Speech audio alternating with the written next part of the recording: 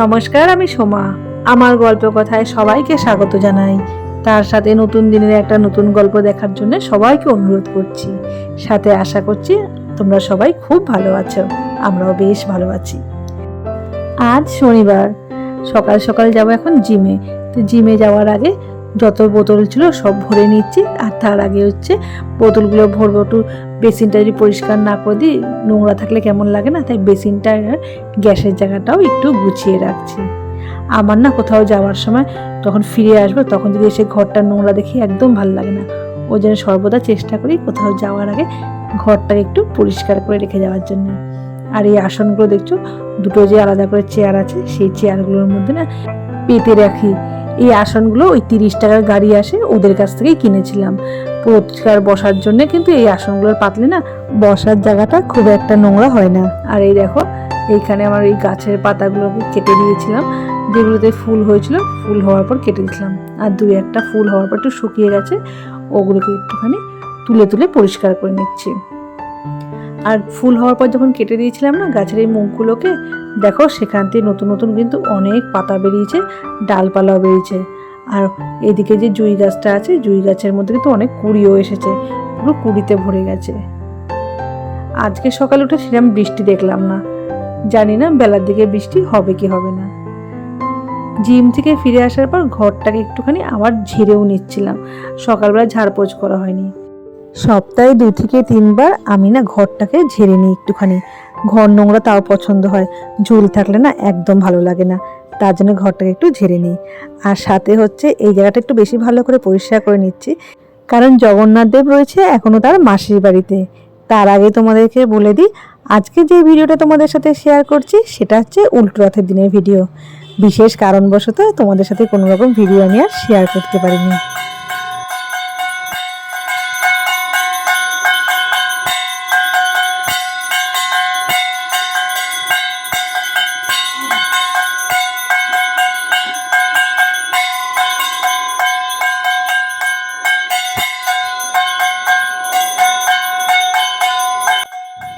অন্যান্য বছরের মতন এবছর আর সেইভাবে রথটাকে সাজাতে পারিনি।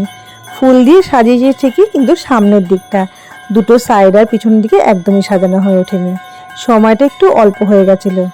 আর এই যে এদিকে চারিদিক দিয়ে ভোগ নিবেদন করা হয়েছে। এই কটা দিন দিদিভাইয়ের কাছেই ভগবান ছিল, তাই দিদিভাই দুবেলা ভগবানকে ভোগ নিবেদন করতো। আর আজকে একটু স্পেশাল কিছু দেওয়া হয়েছে, যেহেতু আজকে উল্টো রথ, তাই আজকে দিদিভাইয়ের ঘর থেকে ভগবান বেরিয়ে ভক্তদের সাথে দেখা করে, আগের দিন যারা যারা দেখতে পায়নি আজকে তাদের সাথে দেখা করবে, করে আবার ফিরে আসবে এই বাড়িতেই, আমার ঘরে।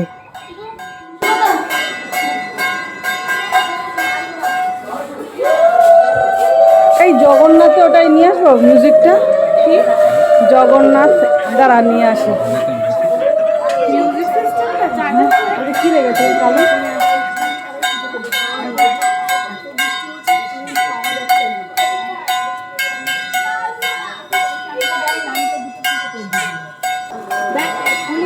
আরে রাখবেন, দাঁড়াও আগে, দাঁড়াও ওই টাকাটা বাদ দাও, আগে টানতে দাও।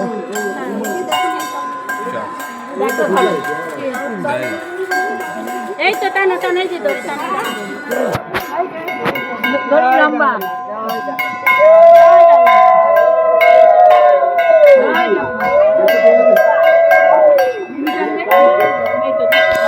ও না রে মামা, তুমি টেনেছো?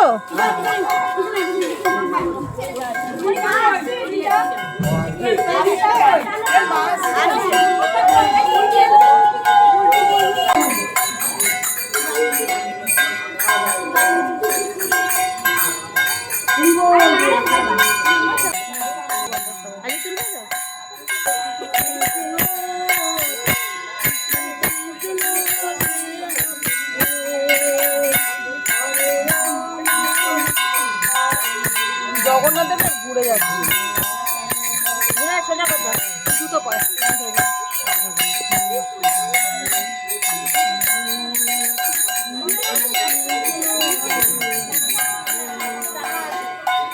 আমাদের এই ছোট্ট পার্কটিতে যে কজন মানুষ এসে গল্প করে বসে, তাদের মধ্যে বেশিরভাগ সংখ্যার মানুষই হচ্ছে বৃদ্ধা।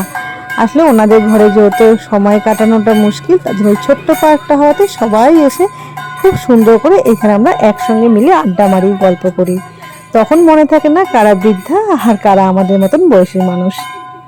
কিন্তু যেহেতু বৃদ্ধার সংখ্যা বেশি, তাই অনেকটা দূর যে হাঁটতে হাঁটতে যাবো সেই উপায়টা ছিল না, কারণ তারা যেহেতু পারবে না। তাদের অনেকেরই এই বয়সে যেমন পায়ের ব্যথা থাকে, হাঁটুর সমস্যা বা গোড়ালির সমস্যা।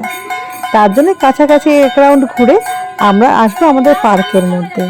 যদি তাদেরকে বলা হয় তোমরা বসো, আমরা ঘুরে আসি, তারা কিন্তু মোটেই সেটা মানে না। তারা বলে না, আমরা তোমাদের সাথেই ঘুরতে যাব।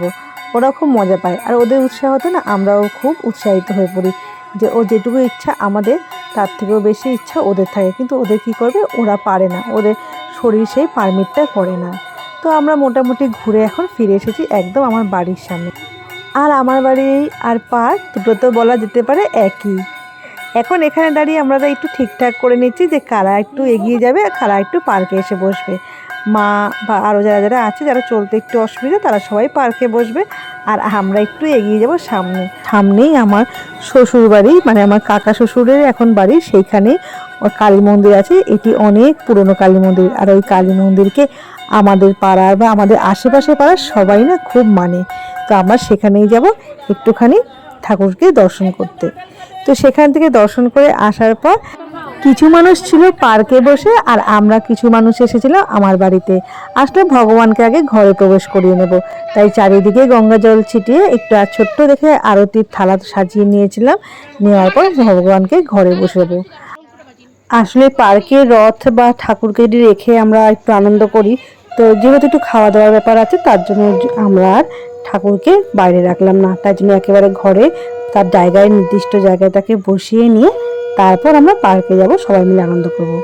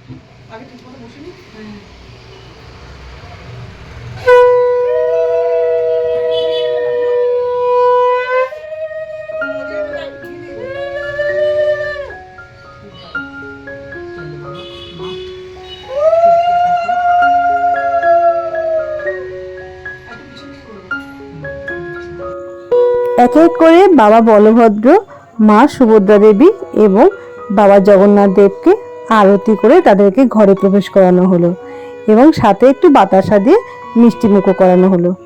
তো তারা তিনজনই তাদের নির্দিষ্ট জায়গায় বসে পড়েছেন, বাবা বলভদ্র, মা সুভদ্রা দেবী এবং পরবর্তীকালে বাবা জগন্নাথ দেব। আজ প্রভুরা তিনজনই এই রাজবেশপুরেই থাকবে। আগামীকাল তাদেরকে এই রাজবেশ পরিবর্তন করে বাড়ির যে নর্মাল সাধারণ কাপড়ের জামা হয়, যাতে তাদের একটু আরাম লাগে, সেরকম জামাই পরিয়ে দেওয়া হবে। আর এর সাথে আমি আমার আজকে এই ছোট্ট গল্পটা শেষ করছি। আবার দেখাবে আবার একটা অন্য কোনো নতুন গল্প নিয়ে। আজ তবে আসি, আবার দেখা হবে। তোমরা সবাই ভালো থেকো, আমাদের জন্য প্রার্থনা করো।